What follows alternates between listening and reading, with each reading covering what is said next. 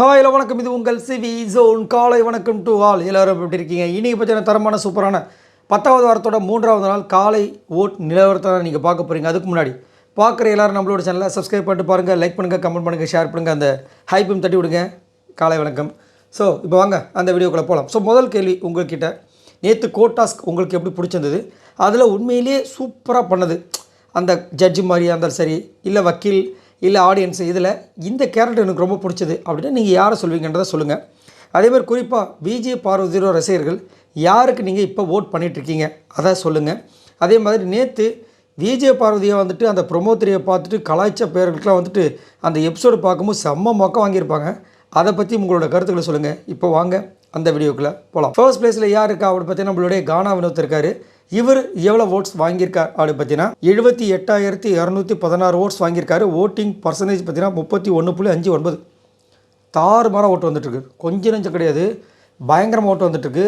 ஒரு சில பேர் என்ன சொல்கிறாங்க அப்படின்னா, முன்னாடி நல்ல ஓட்டு தான் வந்துட்டு இருந்தது, விஜய் பார்வதி ரசிகர்களும் சேர்ந்து இவருக்கு ஓட்டு போட்டுட்ருக்காங்க அப்படி மாதிரி சொல்கிறாங்க. காரணம், இப்போ சமீப காலமாக பார்த்தீங்கன்னா வினோத் விஜய் பார்வதிக்கு நல்ல ஒரு சப்போர்ட் கொடுக்குறாரு. விஜய் பார்வதியும் வினோத்துக்கு நல்ல சப்போர்ட் கொடுக்குறாங்க. அதுவும் பார்த்திங்கன்னா டைரெக்டாக கொடுக்குற சப்போர்ட்டை விட வினோத் விஜய் பார்வதி கமருதீன்கிட்ட போய் சொல்கிற விஷயங்கள் ரொம்ப அழகாக இருக்குது. அந்த பொண்ணு பண்ணுற விஷயங்களை பாரு, அது உனக்கு கேம் இம்ப்ரூவ்மெண்ட்டுக்கு தான் பேசுது, இந்த பொண்ணு தான் உன்னை பிரிக்கிறதுக்காக பேசிகிட்டு இருக்குன்ற மாதிரி ஒரு சில விஷயங்கள். அதேமாதிரி நேற்று பார்த்திங்கன்னா அவர் ரொம்ப டென்ஷன் ஆகிட்டாப்புல. ஆக்சுவலாக அவரோட கேஸை போட்டது அவர் தான், ஆனால் அதில் ஒரு சம்பவம் பண்ணார் பாருங்க. பிக் பாஸ் மேலேயே ஒரு கேஸை கொடுத்தார் பாருங்க. அதெல்லாம் அல்டிமேட்டு. கண்டிப்பாக மைக்கை மறைச்சி சிரிச்சிருப்பார், அது மாற்றுக்கிறதே கிடையாது. அதுக்கப்புறம் இருங்க நான் என் வக்கீல்கிட்ட போய் கேட்டு வரேன்னு சொல்லிட்டு போயிட்டு அதெல்லாம் கொடுக்க முடியாதான், வேறு கேஸ் கொடுங்கன்னு சொன்னார். அதே மாதிரி கமருதீன் மேலே ஒரு கேஸ் கொடுத்துருக்காரு. அது என்ன வெடிக்க போகுதுன்னு தெரியல. ஏன்னா எப்போ பார்த்தாலும் லிவிங் ஏரியாவுக்கு லேட்டாக வராப்பில் அப்படின்ட்டு. இதில் இன்னொரு விஷயம் என்னென்னா, உண்மையிலே அவருக்கு ஒரு விஷயத்தை யாராவது சொல்கிறாங்கன்னா அதை அக்செப்ட் பண்ணுற மனநிலைமை இல்லை. அதை எல்லா வகையிலும் நம்ம பார்த்தாச்சு. அதை முதல்ல அக்செப்ட் பண்ணணும். எல்லாருமே பார்த்திங்கன்னா அவர் மட்டும் இல்லை, நம்மளுமே நம்மளை பற்றி யாராவது ஒருத்தவங்க சொல்ல வராங்கன்னா முதல் கேட்கணும். அவங்க முதல் கேட்டால் தான் நல்லது சொல்ல வராங்களா, இல்லை நல்லது சொல்கிற மாதிரி கெட்டது சொல்கிறாங்களா, இல்லை கெட்டது மாதிரி நம்மளுக்கு தெரிஞ்சாலும் கடைசியில் அது நல்லதாக மாறுதான்றதை நம்ம புரிஞ்சிக்க முடியும். டக்குன்னு எடுத்தோடனே சூனா போனாடா சொல்லிடுவியா, சொல்லி தான் பாரு அப்படின்னா கடைசி வரைக்கும் அவங்க சொல்ல மாட்டாங்க. ஸோ அதை இவர் கொஞ்சம் கடைபிடித்தால் இன்னும் நல்லா இருக்கும், அவருடைய கேம் இன்னும் இம்ப்ரூவ்மெண்ட் ஆகும். இதை தான் விஜய் சேதுபதி அவர்கள் சண்டே எபிசோடில் சொன்னார். பட் இன்னுமே அதை இம்ப்ரூவ் பண்ண மாட்டுறாரு. ஆனால் நேற்று ஒரு சம்பவம் நல்லா நடந்துச்சு, இவருக்கு ஆதரவாக நடந்துச்சு. அதே மாதிரி அமித்தை வேறு ஓவராக டென்ஷன் பண்ணிவிட்டு அவர் என் பொண்ணு மேலே சத்தியமாக கவனிக்கலைன்ற அளவுக்கு டென்ஷன் ஆகிட்டார். ஸோ வினோத் இதை கொஞ்சம் கம்மி பண்ணிக்கிட்டால் நல்லது. 2வது பிளேஸ் பார்த்தீங்கன்னா சபரி இருக்கார். இவர் எவ்வளோ ஓட்ஸ் வாங்கியிருக்கார் அப்படி பார்த்தீங்கன்னா 45,459 ஓட்ஸ் வாங்கியிருக்காங்க. ஓட்டிங் பர்சன்டேஜ் பார்த்தீங்கன்னா 18.36. சபரி 2வது பிளேஸில் இருக்காருன்றது எல்லாருக்குமே ஷாக்கு. சரி, நானும் இந்த வாரம் ஏதோ ஒரு சம்பவம் பண்ணுவார் அப்படி பார்த்தேன். நேற்று ஃபுல்லாக காலையிலேருந்து நைட் வரைக்கும் பார்த்தேன். சூப்பரான சம்பவம் 2 பண்ணார். காலையில் வெங்காயத்துலேருந்து செடி எப்படி வளர்க்குறதுன்னு சொல்லிட்டு 3 வாரமாக ஒரு டெஸ்டிங் பண்ணிகிட்ருக்கார். அதை பண்ணார், நான் பார்த்தேன். சூப்பராக இருந்துச்சு. வெங்காயத்தை தான் பண்ணிட்டு இருந்தார். அதுக்கப்புறம் நைட்டு பார்த்தீங்கன்னா கும்மாஸ்தாவாவா ஜவாலியாக கும்மாஸ்தாவாக இருந்தார். அதில் இப்படி தலையை இப்படி பண்ணிவிட்டு ஏதோ ஒன்று பண்ணிகிட்டு இருந்தார். இதுதான் அவர் பண்ண பெரிய ஹைலைட்டான மூமெண்ட்டு நான் நினைக்கிறேன். வேறு சபரி என்ன பண்ணார், கேஸ் கொடுத்தாரு. அந்த கேஸ் கொடுக்கறது கூட எப்படி கொடுக்கணும்னு ஒரு முறையே இல்லாமல் கொடுக்குறாரு. Bigg Boss கலாய்க்கிறார்.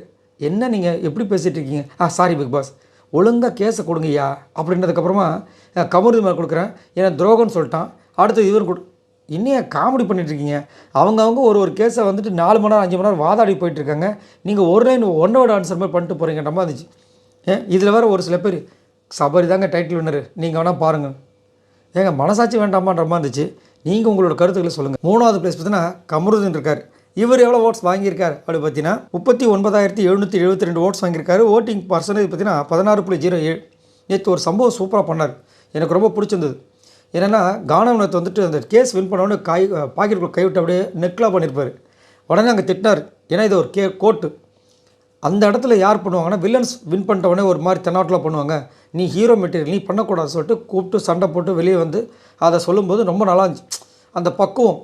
அதே மாதிரி வியானா மேலே செம்ம டென்ஷனாக இருக்கிற பொழுது, ஏன்னா வியானா பேச ஆரம்பித்தோடனே எல்லோரும் தலைமையில் கையை வச்சிட்டாங்க. ஐயோ இவங்க பேச ஆரம்பிக்கிறாங்க, இன்றைக்கி அவ்வளோதான் ஜோலி முடிஞ்சுன்ட்டு. அந்த அளவுக்கு. இதில் வேறு வந்து அமித்கிட்ட சொல்கிறாருன்னா, தயவு செஞ்சு அடுத்த வாரம் நாமினேட் பண்ணி விடுங்கண்ணா, அந்த பொண்ணை சும்மா விடாதீங்கன்னு. இப்பயே நாமினேஷன் தான் இருக்காங்க. இந்த வாரத்தை அவங்க கடக்கிறது கஷ்டம் அவர்கிட்ட மாதிரி இருந்துச்சு. பட் கமருதீன் இன்னும் கொஞ்சம் ஸ்போர்ட்டிவாக விளாடணும். இவர் ஏதாவது ஒரு வக்கீலாக வந்தார்னா நல்லாயிருக்கும், ஒரு டிஃப்ரெண்ட்டான ஒரு விஷயமா இருக்கும். அதேமாரி இவர் மேலே எக்கச்சக்க குற்றங்கள், அதாவது கேஸ் இருக்குது.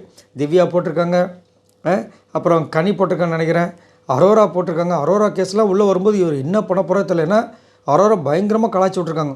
நான் அவனோட நட்பை துண்டிக்கணும்னு நினச்சா அவன் என்னை வந்துட்டு பிளாக்மெயில் பண்ணுற மாதிரி பண்ணுறான் அப்படின்ற மாதிரி சொல்லியிருக்காங்க. இது எங்கே போய் முடிய போகுதுன்னு தெரியல. 4வது பேஸ் பற்றி நான் சாண்ட்ரா இருக்காங்க. இவங்க எவ்வளோ ஓட்ஸ் வாங்கியிருக்காங்க அப்படி பார்த்தீங்கன்னா 35,812 ஓட்ஸ் வாங்கியிருக்காங்க. ஓட்டிங் பர்சன்டேஜ் பார்த்தீங்கன்னா 14.47. ஸோ சாண்ட்ரா நல்ல ஒரு திறமையான ஒரு போட்டியாளர், பிரஜனுக்கும் சேர்த்து நான் கேமை விளாட்றேன் பார் அப்படி சொல்லியிருக்காங்க. அதேமாதிரி சாண்ட்ராக்கு எதிராக வியானா திவ்யாவை எவ்வளோ அழகாக திருப்பினாங்க பார்த்தீங்களா. நேற்று நைட் நான் ஒரு வீடியோ போஸ்ட் பண்ணியிருப்பேன். என்னென்னா சாண்ட்ரா கூட இருக்கும்போது வியானாக்கு வந்து ஒரே ஃபுல் நெகட்டிவாக போன வாரம் அந்த நெகட்டிவ் டாஸ்கில். அந்த நெகட்டிவ் உங்களுக்கு வந்து ஆப்போசிட்டில் பார்க்குற அந்த 5 பேருமே இவங்களுக்கு எதிரி மாதிரி தெரிஞ்சாங்களாம். இல்லைன்னா தெரிய மாட்டாங்க. இப்போ நான் வந்து சாண்ட்ரா விட்டு விலகி வந்துட்டேன், எனக்கு வந்துட்டு இப்போ நெகட்டிவ் தெரியலன்றாங்க. என்னடா இது, நீங்கள் ஒரு வாரம் ஒருத்தர் கூட ட்ராவல் பண்ணிட்டு வரீங்க. போன வாரம் யார் கூட ட்ராவல் பண்ணீங்க? விஜய் பார்வதி கூடயும் சாண்ட்ரா கூடயும். அதுக்கு முந்தின வாரம் விக்ரம் கூட, அதுக்கு முந்தின வாரம் எஃப்ஜே கூட, அதுக்கு முந்தின வாரம் இப்போ இப்படியே தான் வருது. என்னம்மா நீங்கள் இப்படி பேசுகிறீங்களாம்மான்ற மாதிரி இருந்துச்சு. அதேமாதிரி சாண்ட்ரா அவங்களுக்கும் கனிக்கும் செம்ம சண்டை முட்டை போகுது, அது வந்து மாட்டுக்கிறதே கிடையாது. இதேமாதிரி கனியும் பார்த்தீங்கன்னா சாண்ட்ரா மேலே தான் ஒரு பெரிய கேஸும் கொடுத்துருக்காங்க. ஏன்னா நான் வந்து அது ஜட்ஜ் பண்ணும்போது ஒரு பொண்ணுக்கு பிரச்சனை இருந்துச்சுன்னு இவங்க ஃபீல் பண்ணாங்க.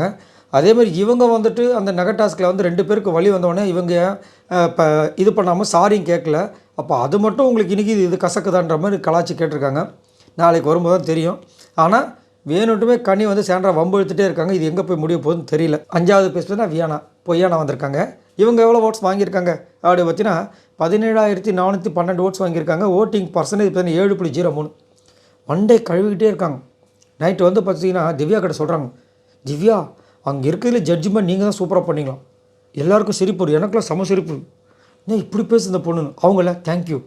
அதுக்கப்புறம் விஜய் படத்துக்கு நல்ல நோஸ் கட் கொடுத்தீங்க, பார்க்கும்போது தெரிஞ்சது லிட்டராக செம்மையாக இருந்துச்சு. அவங்க இங்கேருந்து உங்களை வெறுப்பேற்றுற மாதிரி பண்ணாங்க, நான் பார்த்துட்டே இருந்தேன். நீங்கள் ஆனால் சிரிச்சிங்க பாருங்கள். அவங்க ஒரு மாதிரி காண்டாயிட்டாங்க. அந்த பொண்ணு எதுக்கு கேட்டுச்சுன்னா அந்த பொண்ணுக்கு அர்ஜென்ட்டுன்னு கேட்டிருக்கு. அந்த ஒரு பேசிக் இது கூட தெரியாமல் இந்த வியானா இந்த பொண்ணு ஏற்றின்னு இருக்குது. தேங்க்ஸ் அந்த மாதிரி திவ்யா தேங்க்ஸ். ஐயோ ஏமா வியானா இப்படி ஆகிட்டீங்க? ஒன்றும் சொல்கிறதுக்கு இல்லை. 6வது பேஸ் பார்த்தீங்கன்னா எஃப்ஜே இருக்கார். இவர் எவ்வளோ ஓட்ஸ் வாங்கியிருக்காரு அப்படி பார்த்தீங்கன்னா 17,265 ஓட்ஸ் வாங்கியிருக்காரு. ஓட்டிங் பர்சன்டேஜ் பார்த்தீங்கன்னா 6.97. நேற்று கத்தாதீங்கன்னு சொல்லிட்டு இவர் கத்திக்கிட்டு இருக்கார், கத்தாதீங்கன்ட்டு. என்னையா நடக்குதுன்ற மாதிரி இருந்துச்சு. இதில் வினோத்துக்கு வேறு வெப்ஜம்பில் செம்ம டென்ஷன் ஆகி 2 பேருக்கும் பயங்கரமாக முட்டிக்கிச்சு. நீ என்ன எங்களையே பார்த்து கத்தாதீங்கன்றா, அந்த பக்கம் இருக்கிற சொல்லவே இல்லை. நீ ஆதரவு உனக்கு ஃப்ரெண்டு தான் நீ சொல்லலன்னு சொல்லிட்டு அது ஒரு பிரச்சனை ஆகிட்டார்.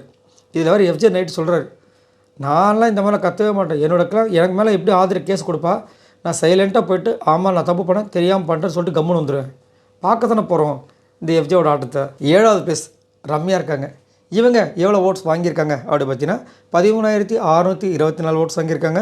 ஓட்டிங் பர்சன்டேஜ் பார்த்தீங்கன்னா 5.5. ரம்யா தேடி பார்க்குறேன் காணவே காணோம். என்ன தான் பண்ணிட்டு தாங்க தெரில. ஆனால் விஜய் பார்வதி மேலே செம்ம வன்மத்தில் இருக்காங்க. கடவுளே அந்த மக்கள்கிட்ட கேட்குறாங்க, மக்களே என்னை எப்படியாவது இந்த வாரம் காப்பாற்றி விட்டுருங்க, எப்படியாவது நான் அடுத்த வாட்டி திரும்ப வரணும், வந்து நல்லா பண்ண போகிறீங்க. இல்லை விஜய் பார்வதி மறுபடியும் நான் நாமினேட் பண்ணணும், அதுக்கப்புறம் நான் வெளியே போனால் பரவாயில்ல. நல்ல கொள்கை, சூப்பர் கொள்கைம்மா. இதே கொள்கையோடு இருங்க, கண்டிப்பாக நீங்கள் இந்த வீட்டில் இருக்க மாட்டீங்க அடுத்த வாரம். லாஸ்ட்டாக இவங்க எல்லாரும் மொத்தமாக அவங்களோட ஓட்ஸ் இது வரைக்கும் பார்த்தீங்கன்னா 2,47,560 ஓட்ஸ் வாங்கியிருக்காங்க. ஸோ இந்த வாரம் டபுள் தமாக்கு இருக்கிறதுக்கு வாய்ப்பு 99.99% இருக்குது. வேறு வழியே கிடையாது. உங்களோட கருத்தில் சொல்லுங்கள். பாய் நண்பர்களே.